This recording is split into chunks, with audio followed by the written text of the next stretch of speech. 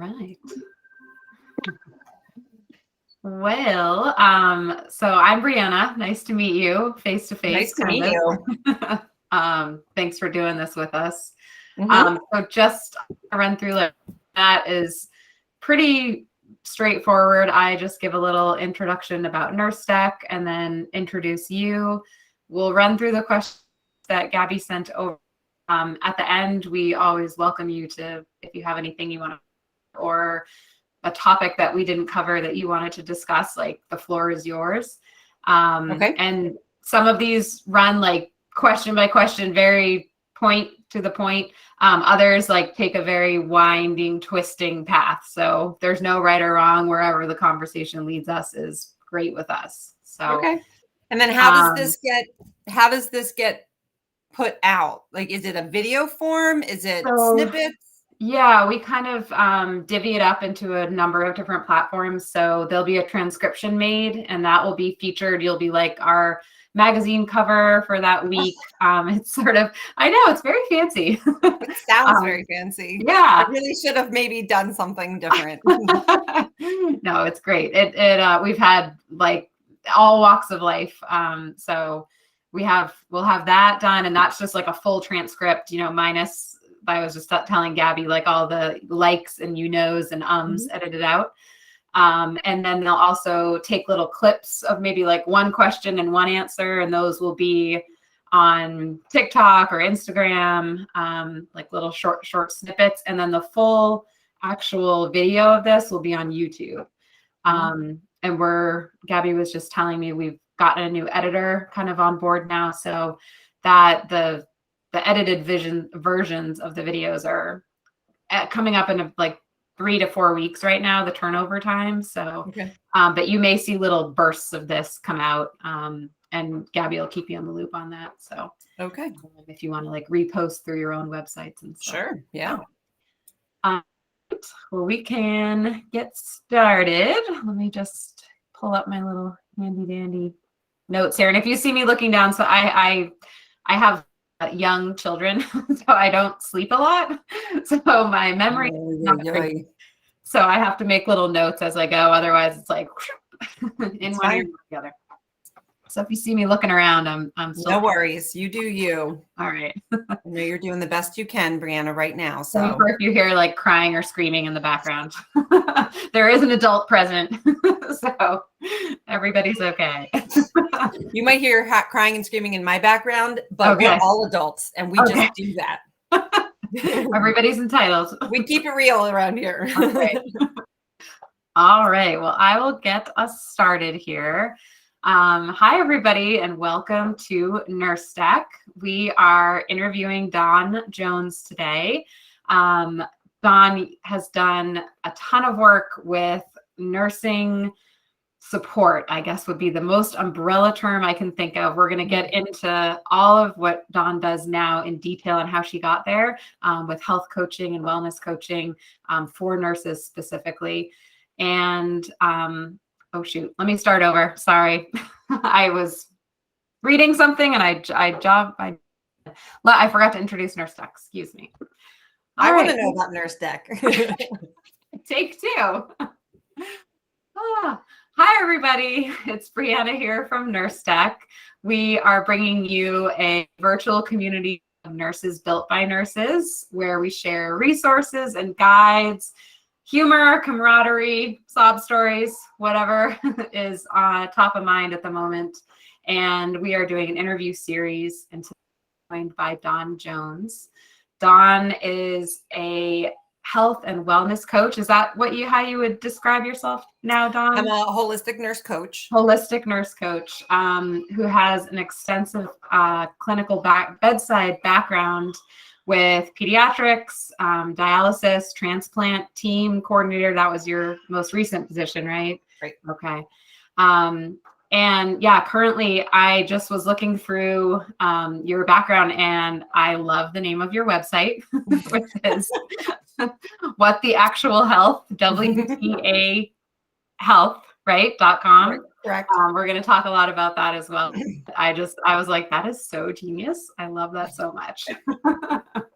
Well, what is health? Like, who knows? And I just got Right. like It's a great question. And I also love your little tagline in there that wellness is a skill. Like that was like a aha moment. And it's so right now for nurses with self-care, which can tend to be a little bit of like a buzzword that people just, it can mean anything from like painting your nails to having like psychotherapy. So it's nice to have that defined as like something that can be learned.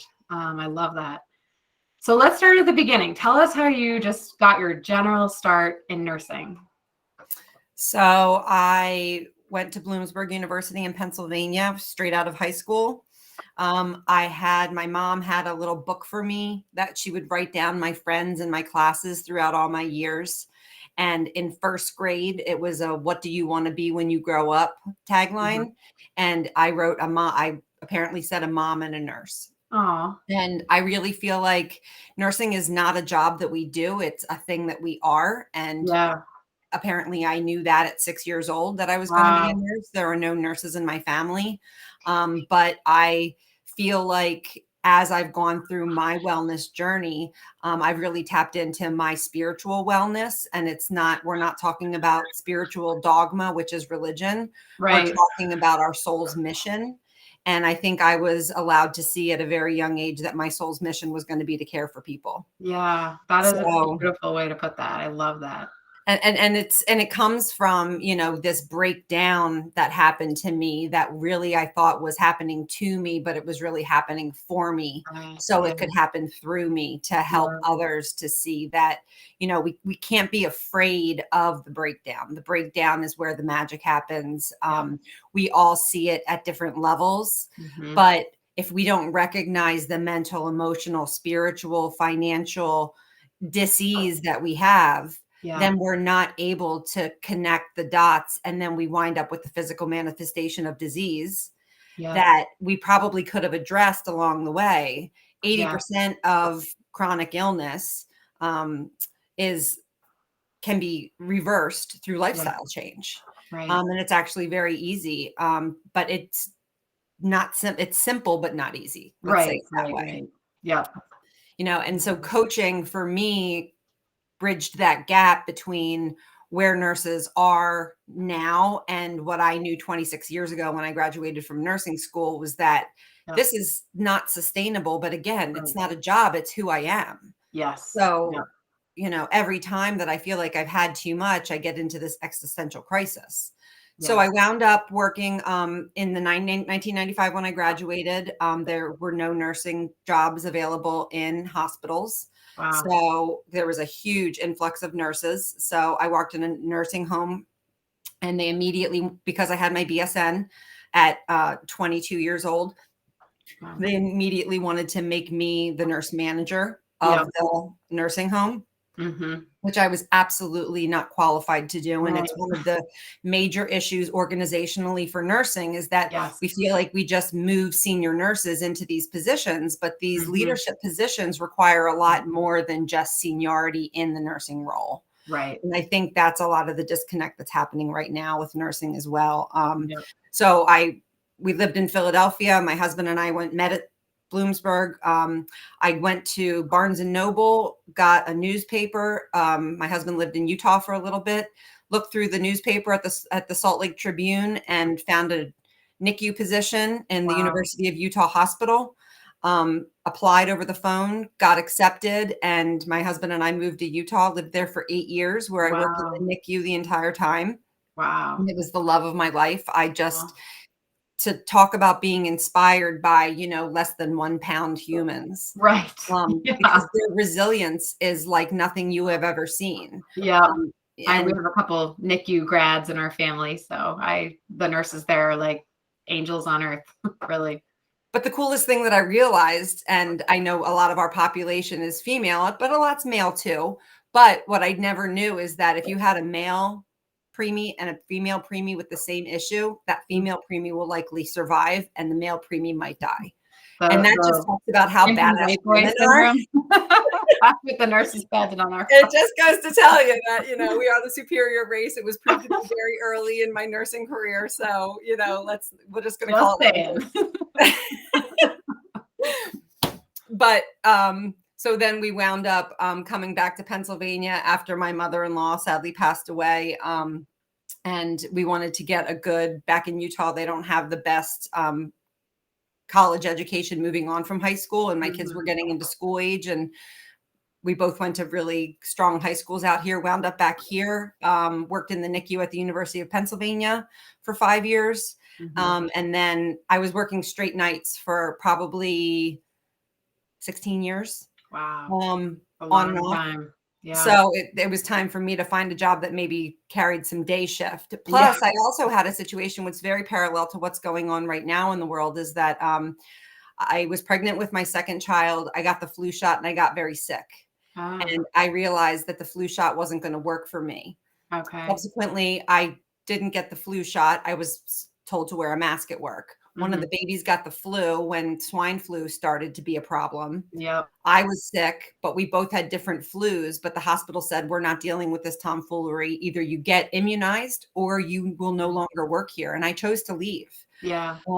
Because again, I think this was one of the progressions. Like, this wasn't happening to me. This was happening for me. It was time for me to move on. And I think that we need to kind of reframe what's happening to us. Yeah. And recognize that this is a call to change. Yes. You know, this is a reckoning that's happening in nursing right now. And we're not being called to leave the profession. We're being called to transform our profession so we can live in our integrity without moral injury that comes from, you're asking me to do too much. I literally can't do this. And by you asking me to do this, I may be performing harm on someone. Yeah. And how am I supposed to go home and move on knowing that I have this duty to take care of other people, and we innovate. We're resilient as hell. So anyone who talks about resilience with nursing, I want to tell them not nice words, because listen, we've been innovative and resilient and make this broken system look like it's working for far too long. That's the whole problem with the hero analogy too. Yeah. You know, we're the reason that it continues to stay afloat, but you continue to beat the worker, you know, and the workers finally said, you know what, we're standing up. And I got to give huge props to Gen Z. Listen, a lot of people want to tell them lazy and they don't want to work, but listen, they want balance. Yeah. And I applaud them, because we wanted balance a long time ago. But, you know, we had these boomers that are the boomers now that are telling us, like, no, you've got to suck it up and you've got to win, you know. We just got stuck in that mindset that we actually maybe had to work harder, not take a look at like self-compassion and remember that, like, I'm in the room too. So I went on to, from that nursing job, after losing it, after not getting immunized, I went to dialysis. Actually went to home health, pediatric home health. And then I had a friend who was a neighbor who needed a kidney. So I donated my kidney to my neighbor. And then knowing that I love how you say that so matter-of-factly. Like, well, she's a nurse. I'm a nurse. Amazing. We have kids the same age. She's on peritoneal dialysis and she's tethered to her machine at night. So all I saw was, like, if my kid called me at night, which she often did, I can't leave my room because I'm stuck to this machine. Yeah. Yeah. And I know she's exactly in that same situation because our kids were the exact same age. Right. She's a nurse. I didn't have to dummy it down. I knew I didn't need to. And if it was a match, then that's grace, right? Yeah. So I have to trust that I have this mission of my soul's mission, and I'm going to be taken care of. Not to mention, I have a twin sister, so I've got a kidney in the bag. So, like, well, what I've learned after working with Gift of Life here in Philadelphia is that altruistic donors go to the top of the list if they wind up. Oh, that's good to know. I actually have 2 sets of twins, so I will let them know that they have an extra arrow in their quiver there. 2 sets of twins? It's true. I know. That's the common reaction. It's not wrong.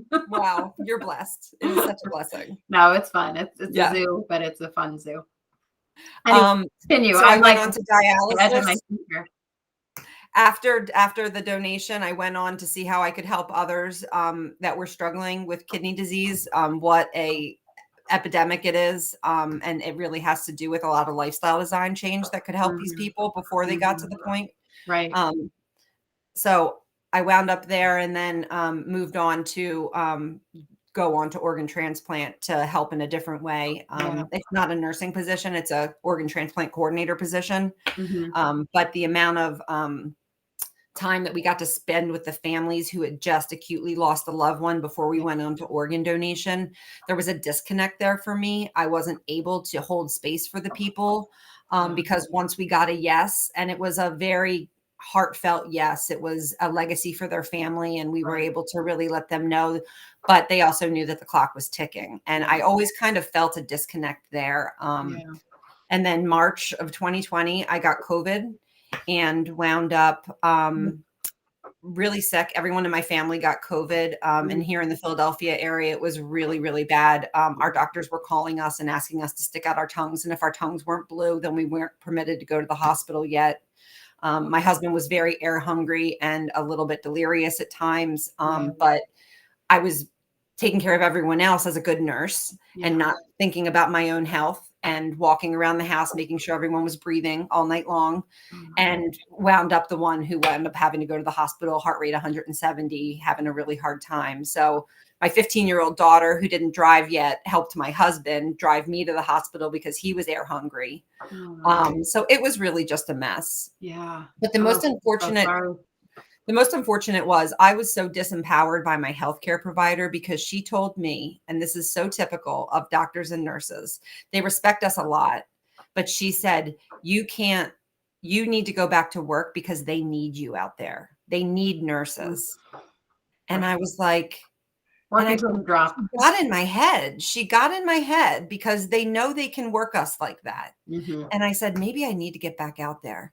And I tried and I tried, and I just knew that going back, walking into the fire was not the way it was going to work. I needed to start to take care of my own health first. 26 years into nursing, for the first time ever asking for help.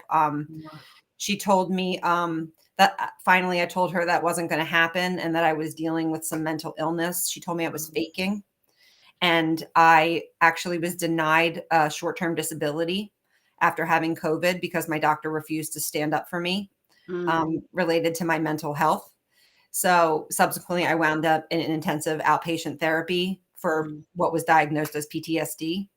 And spent 6 months, 3 days a week in intensive outpatient therapy to try to get my life back in order, because I was broken. I felt helpless. I felt hopeless. It's a very dark place.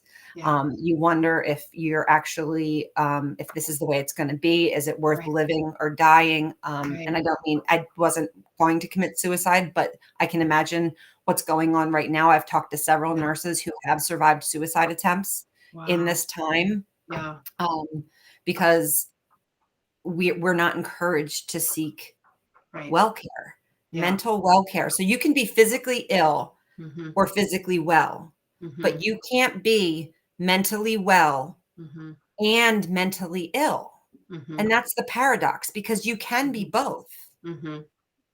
But the stigma says that mental illness is a weakness. You know, and so many nurses that I've talked to in this transformation that I'm trying to build for them says, listen, how dare I complain? We say, how dare I not count my blessings because I watch all of this, but I have all of this. But that doesn't mean we're not suffering.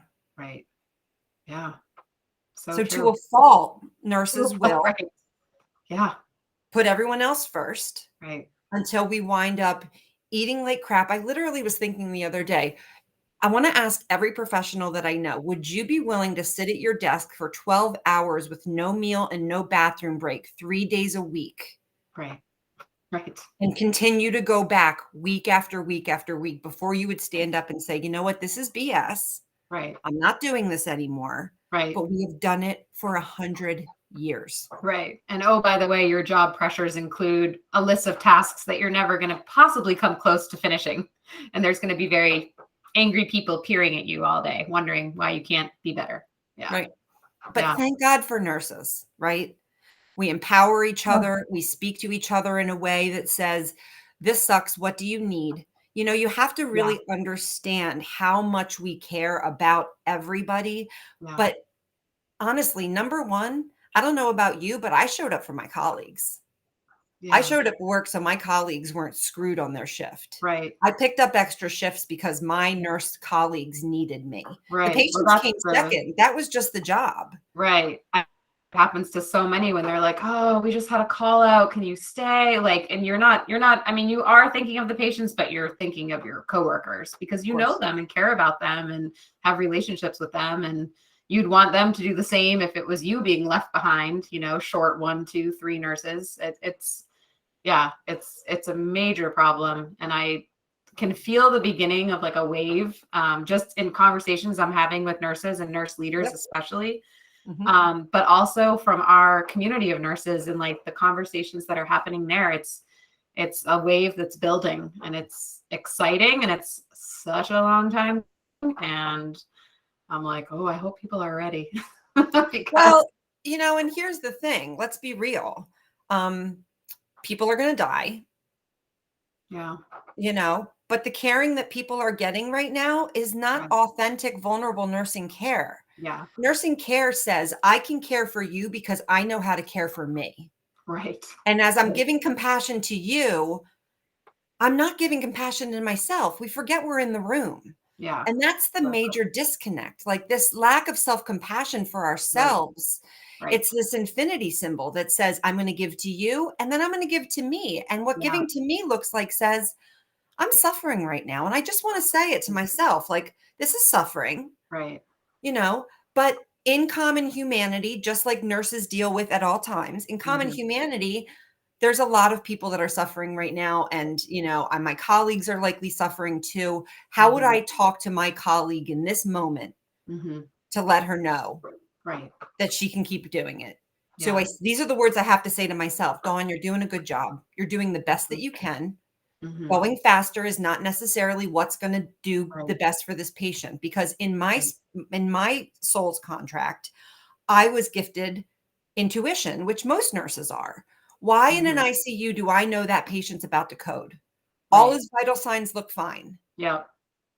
Right. But 5 minutes later, that patient codes and you're like, I told you. Yeah. These are gifts that nurses have. And when you rush us and you tell us how it's going to be and wag your finger and say, we only have so many staff, we're not able to work to the best of our ability, which isn't just our survival senses. Yeah. You know, the survival senses is what everyone knows, but there is truly intuition. There is truly a knowing out there that allows us to go on to be who we are, which is not just a nurse, you know, because I say it all the time. Like I'll preface, well, I'm just a nurse. Oh, I know. I've never made a spreadsheet in my life, you know, because I'm just a nurse, you know, but I could stick an IV in a 1-pound baby. Right. You know, so it's like, we've got to get out of our own way on this. And the reckoning that you're talking about that's coming in nursing, it has everything to do with our language. It has to do with wellness as a skill. Yes. Right. You know, and the more we empower wellness as a skill for ourselves, the more we're able to empower wellness for our patients. And guess what happens when we empower wellness for our patients? They stop showing up at the hospital because they start getting well, because they are empowered to take care of themselves. Right. And my husband has a shoulder issue, goes into the doctor. What did he say? Can you do physical therapy? Can you do this? He's like, I don't know. He's the doctor. Right. And I was like, you know, we're being disempowered by these healthcare providers by not taking on our own care and saying, you know what, that doesn't sound right, because we have this inner knowing about what's right or wrong. Yeah. You know, this holistic way of knowing, like things like intuitive eating and all these woo-woo things that everyone wants to say that isn't a thing, you know, but can we just slow down and like take a breath? Right. And tap in to say, you know what? Oh, in this breath, I recognize I have to actually pee. Yeah. And I'm going to go do that because there's something called Maslow's theory of hierarchy that says if we don't meet these basic skills, we can't get to the higher level skills. Yeah. No, it's so true. I can feel every nurse that's watching this or listening to this, like nodding vigorously. I mean, and it's okay to remind us what Maslow's theory of hierarchy looks like, because we learned it so many years ago that we just get to be reminded. Because and I'm not afraid to say, I have a therapist that I say, you know, I'm getting Alzheimer's. My grandmother has Alzheimer's. And she was like, you just have too much to remember. Just go easy on yourself. You know what I mean? Like, you don't have to put it in a box. Yeah. You just have to remember. So just continue to do your best. And I think the reckoning with nursing that you're seeing is we really need to slow down to speed up. Yeah. I think we're fed so many messages of better, best, like, oh, you're doing pretty well. Like, but could you do better? Could you, like, there's always that next rung, and that is an impossible ladder to climb because you're by definition always failing a little bit, Right. Which is you could do more. You could do more. And we can. Pretty good, but could you do more? Really? Do you really need 8 hours of sleep? Come on, get up earlier. It's exactly exhausting. So as I was healing from my PTSD, I realized, and it was very clear to me, I heard a voice that said, you need to help nurses. You need to be the beginning of the change that we need to see in nursing. That was my next question. At what point did that kind of the next path reveal itself to you as to what direction? It was in the breakdown. Yeah. It's in the breakdown, like they say, the biggest strengths come from the biggest struggles. Yes. And if we're not struggling, we don't understand what growth looks like. Because if everybody's fine, I'm fine, you're fine, we're fine, then there's nothing to aim for. And it's not about goals. I think there's a big misconception that I work with my clients in is that we make agreements versus expectations. Like there's a lot of expectations from work, but in my work in transforming, like, let's agree that we're going to give our best. We're going to show up authentically. If I'm coming in too hot for you, I agree to back off. You just have to agree that you're going to tell me so. Right. And in these agreements, I give my clients permission to say, you know what, I need more or I need less. Yeah. But we don't realize what we need until we hear ourselves say it for the first time. Because I'm fine is just easy. Right. Yeah. It's the knee-jerk response. Right. Because there's so many other people suffering, comparatively. How can I add how dare I complain? If I honestly, it's what every nurse says. How dare I complain? Yeah, it's very true. I mean, I'm so glad how dare I not speak up for the fact that I am suffering? Right. No, it's good. And I think the more actual examples we see of people doing this, the more, as you say, like the permission is granted, like what does that actually look like when a nurse does ask for help? Like what then happens to her trajectory?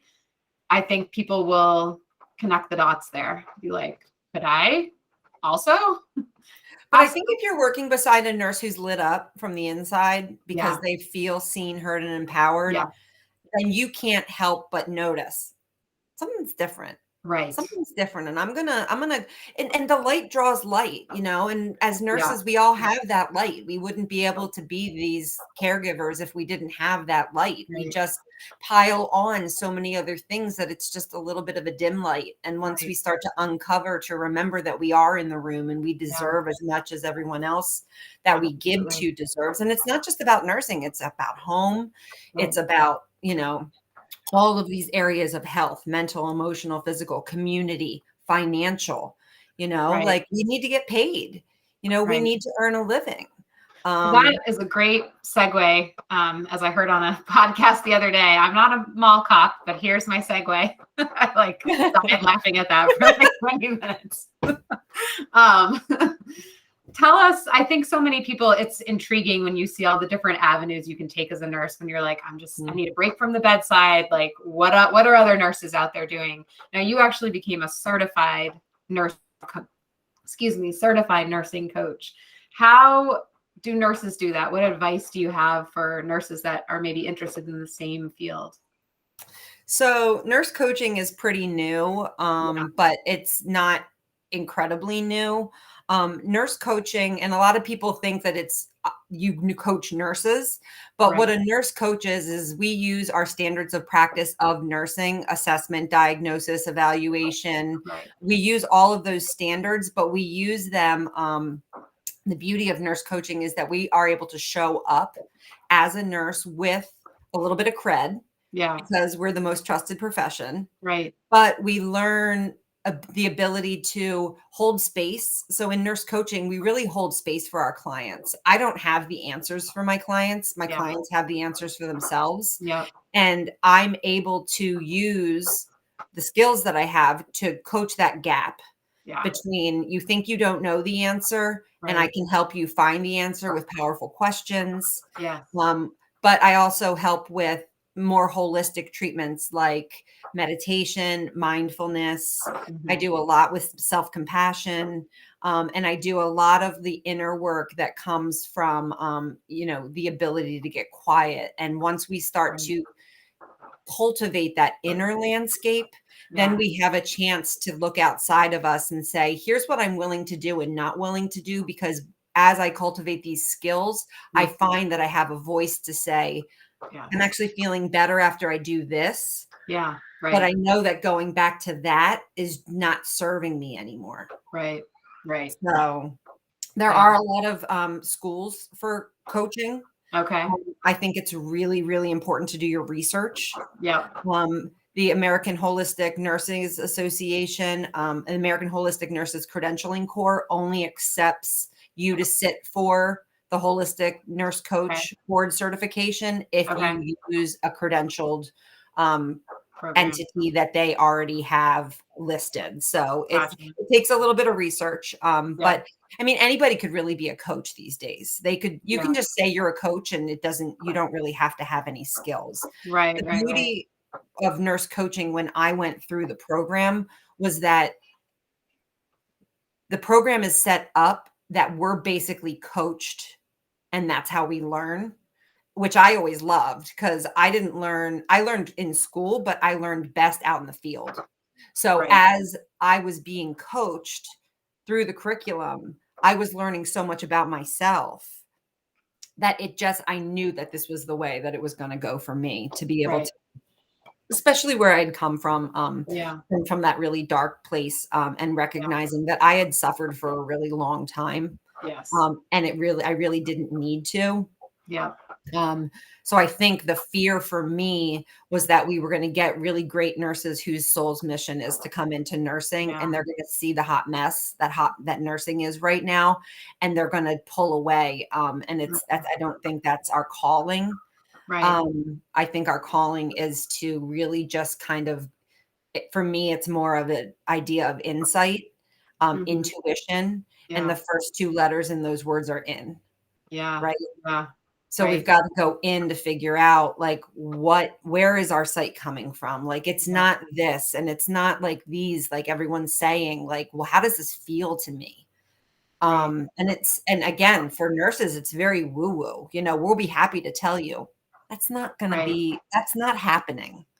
No, I'm going home and I'm going to pop on Netflix. Right. And I'm going to eat a pizza. Yeah. And that's how I'm going to deal with in every sphere I can. Yeah. True. And that's fine, until, we wind up being not the example of what well care looks like. Yeah. Wellness is a skill, and, we're seeing more nurses winding up sicker, more fatigued, and we don't know how to get out of it because we're not taught that we're in the room. Right.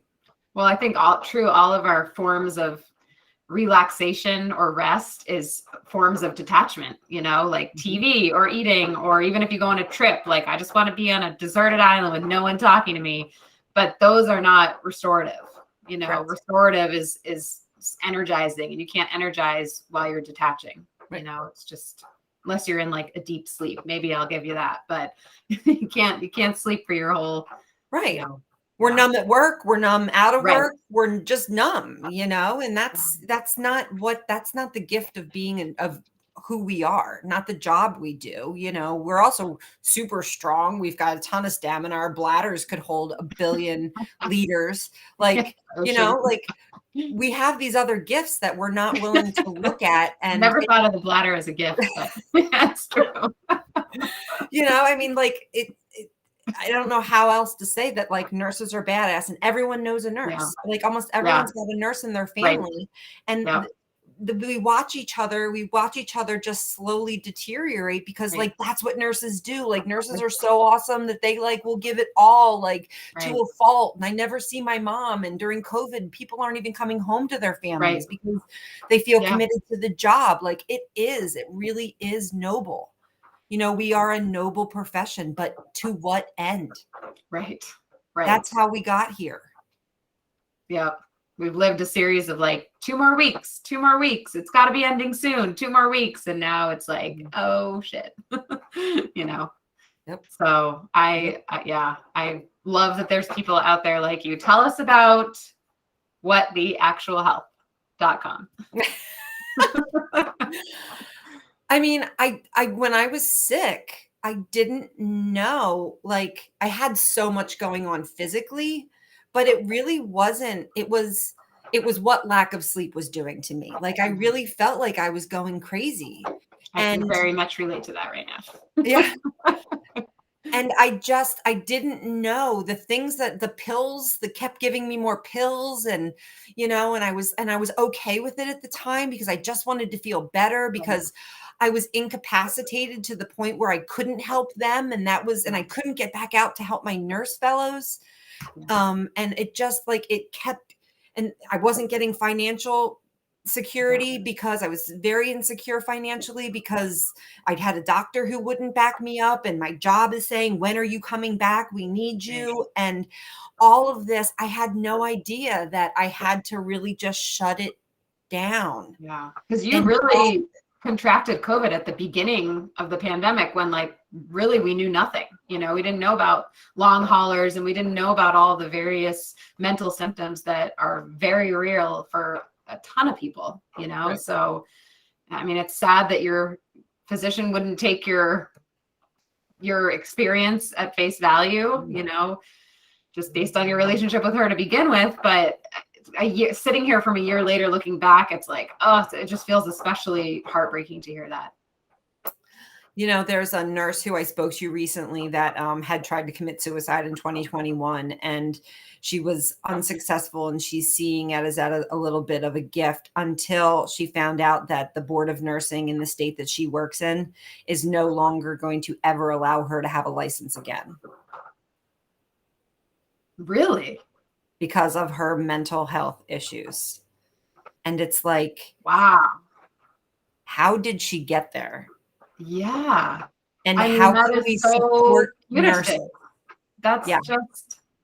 So, I mean, we have levels like, so there's so many levels of professional identity breakdown in nursing. You know, as a professional entity, well, a lot of people don't know when they charge for nursing, they charge for the hospital bed and a byline under the bed is nursing. You know, so we really are working for the hospital, but as a professional entity, 4 million strong. Yeah. How are we not organizing as a collective group to say, you know what, we want to do better. Right. We want to do better. And what's happening is they're starting to transition into nurse-led hospitals, like we don't need a doctor to allow us to practice. Right. There's nurse practitioners that can practice under their own license and do so very well. And if you ask someone who goes to a doctor's office and if they have a nurse practitioner, would they rather see the doctor or the nurse practitioner? Yeah. Yeah. Dare I say 100% of the time they'll say, I want the nurse practitioner. Right. Yeah. Yeah. I mean, that's who I see. Right. So, you know, this is going to be, it's going to be radical. It's going to be ballsy. It's going to be saying no and not walking away and saying, I'm not coming back. It's going to be saying, I want to have a conversation with you about what I'm willing to take and what I'm not willing to take anymore. Let's make an agreement about that. Yeah. Because your expectations of me, because again, we innovate, we're resilient, we do the thing with less people. And they're like, we had no idea you could do that. So now this is the new way we're going to do it. Right. Because you guys are way more capable. Congratulations. Here's a pizza party. Right. I can't eat pizza. I've got 4 ICU patients and 2 are coding. Yeah. You know, like it just enough, Yeah. enough. Right. Exactly. You know, and the boomers are retiring. They've had enough.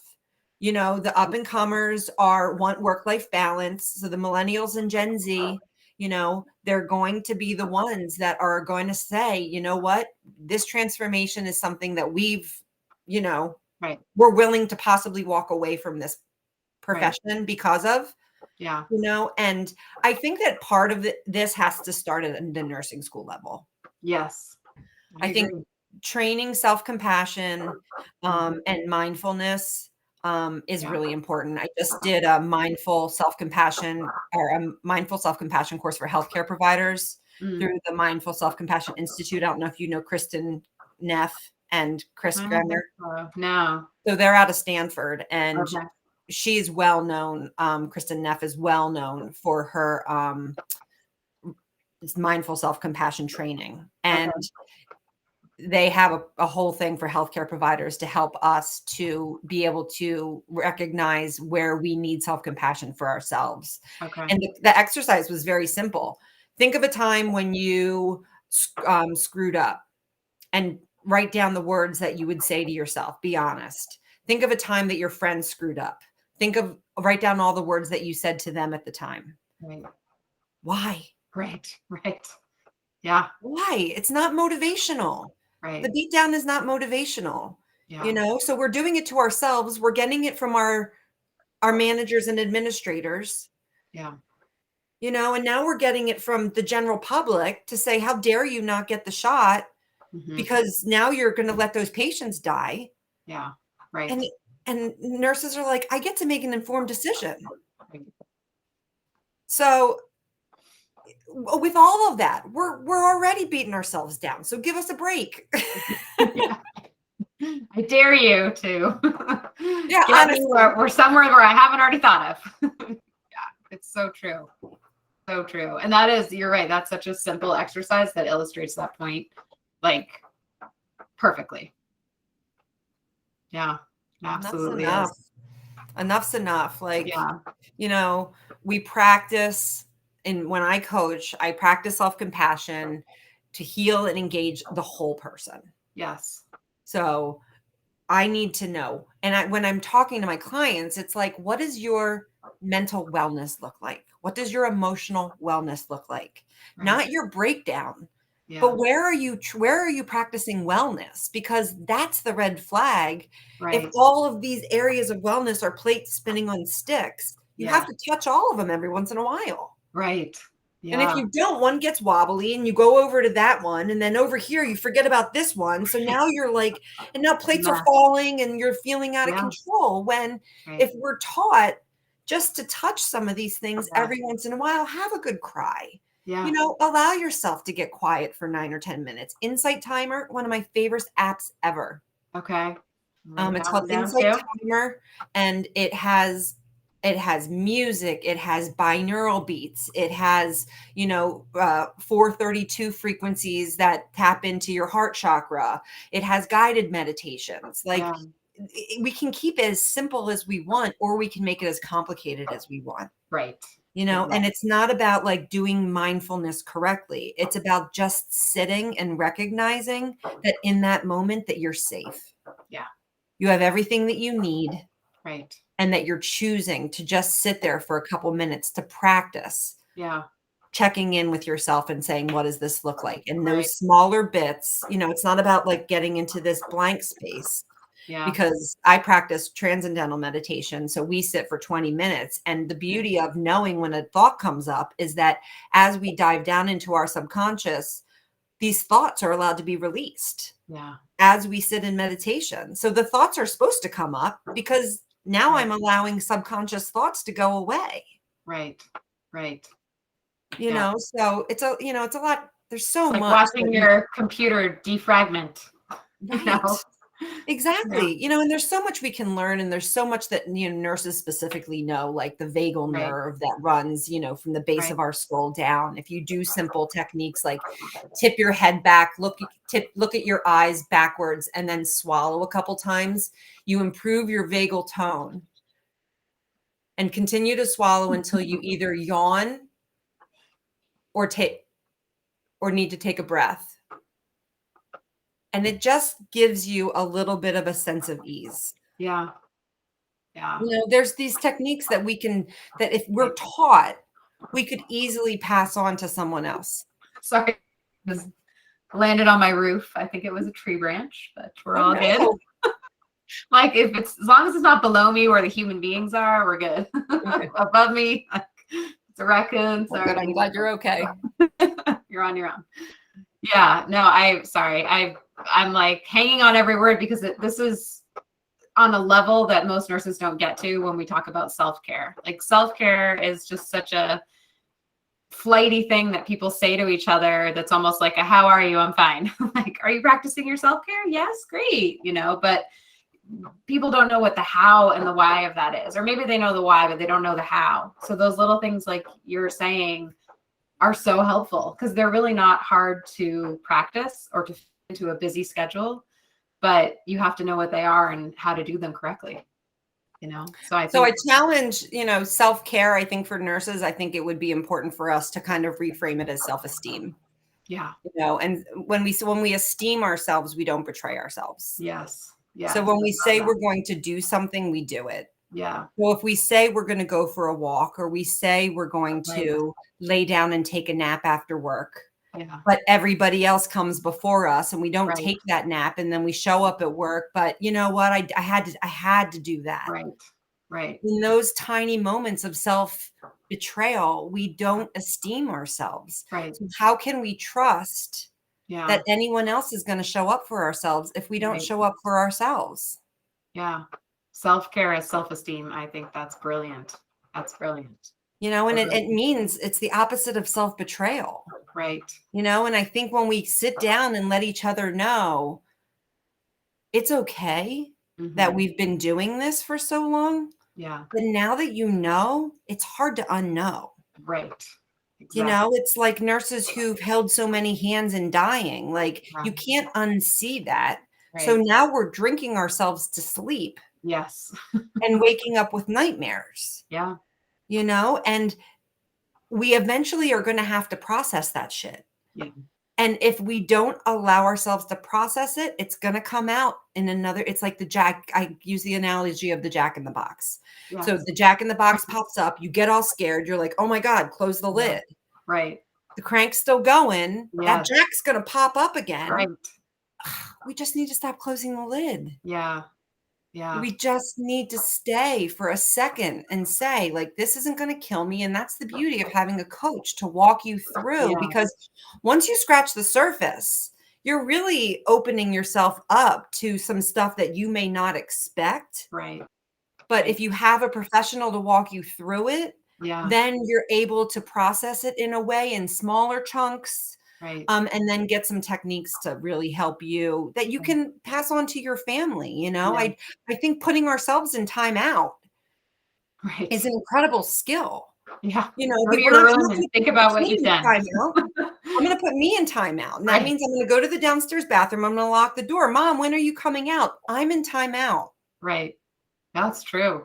Because I know that I can't be trusted right now. Mm-hmm. And it forces me to just be in that little quarter bath and just sit there and be like, okay, how am I not going to murder someone right now? Maybe a breath sounds good. You know what I mean? Like, yeah. Plus it models for your kids that exactly, we don't all have it all together. And actually it's not that great to pretend like you do, because no one does. Exactly. And this is how you handle it. Like, watch me. Life skills. Yep. Yeah. That's so true. So true. Especially my kids are younger. So I see them modeling the good, the bad, the ugly, but it really, that for being held up to your own behavior, it really makes you more cognizant of what you're doing in front of them, or hopefully it does. Right.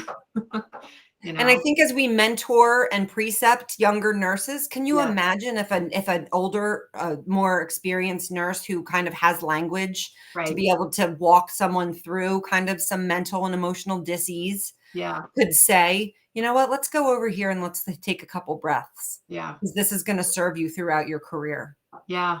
Because I think you're so right. I think young nurses look at those older nurses and they're like, how am I going to get from point A where I am to where you have it all together. You can prioritize, you insane to-do list done by the end of 12 hours. How am I ever going to get to that point? And being able to watch them be like, all right, well, they don't do it perfectly the entire time. Hard moments too, but they just have the skills to get through them. That's be game changing, really. And we can help them to do it better. Yeah.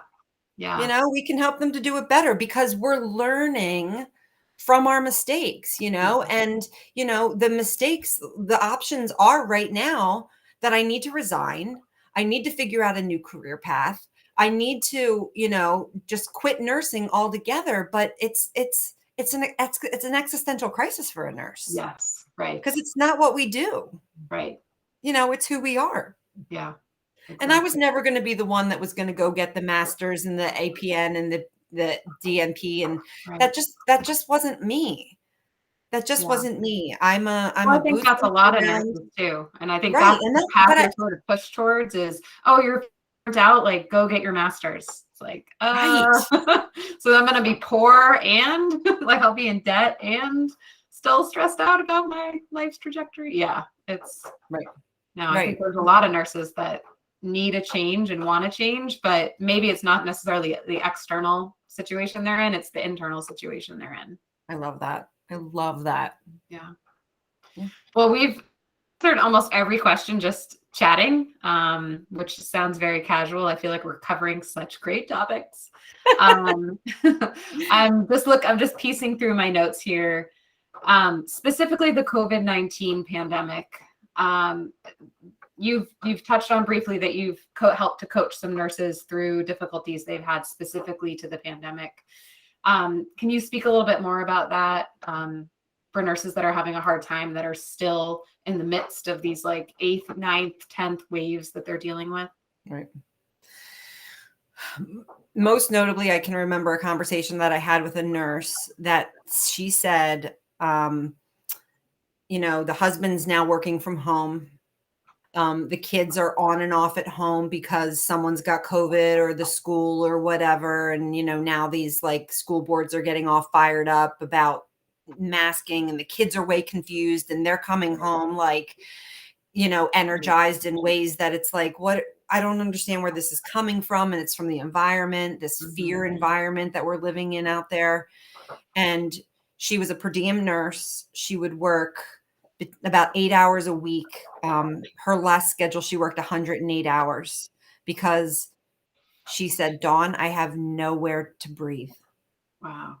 I can't go home and breathe. I can't go to work and breathe, but I actually would rather just be at work because it's a lot less emotionally charged for me. Yeah. Wow. Because I can just do the job. Right. Right. It's a really tough world to live in right now. Mm-hmm. It's confusing.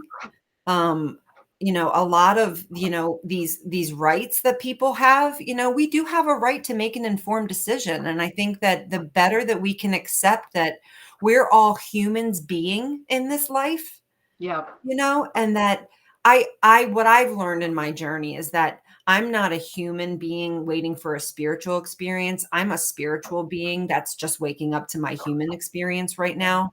Wow. Yeah. And that in the space of realizing what this humanness looks like, my spiritual person says that only love is real. Yeah. And that if we could find a way to love each other better, then we could probably solve a lot of problems in community. The divisiveness of it is really hard, and we take it from out there into our workplace. But I honestly want to, the nurse community is so important. The nurse community is so important. And I'm really trying to figure out how we can do some kind of connection with nurses in a face-to-face fellowship, where at any point in time we can come and talk about how we're going to get well. Mm-hmm. Because we can complain all day long about how hard it is and how we can't and how this manager and how that. Right. But how are we practicing our wellness, and how can we share our wellness with each other as nurses? Right. So that we can start to build some professional accountability that says when nurses are struggling, they go towards each other. Yes. And don't go away from the profession. Yes. Yes. You know, because we know that we can rely on each other. Right. You know, it comes back to that, like, this isn't what I do, it's who I am. And, you know, I consider these nurses that I've known in my 26 years, my chosen family. I talk to them. I've had meals with them, holidays with them. You know, and it's not just, it's a community that if we do a better job coming together, instead of allowing all the chatter from the outside feared up world tell us what's true, I think our informed decision about what's next for nursing is a coming together of our community. So we can build that professional accountability that says, you know what, I want to be a nurse. I want to be a nurse because they know how to love each other. They love each other back to life every single day. Aw, I mean, the potential is there, you know, that's the foundation of it entirely. It's just getting I just got wrecking balls from left to right, but I think most nurses still feel that they're still plugged into that current, even if the charge is super dim. And it just takes the right environment to be able to feel, as you said, vulnerable and show your deepest, darkest wounds and try to help each other heal, you know. You cannot be authentic if you are not vulnerable. It doesn't work. It doesn't work. You can't just show up authentic and not think that there's going to be some kind of vulnerability in that. Right. You know, we are not superheroes. We are not. We are humans and we are doing the best that we can. But we don't know that our job, my job, while I was sick, was to take care of myself. To not be disempowered by my provider who knew me for years. Who tried to tell me that I had to get back out there because she knows I probably would have. Yeah. Right. I mean, you donated your kidney to your neighbor. Had one in the bag.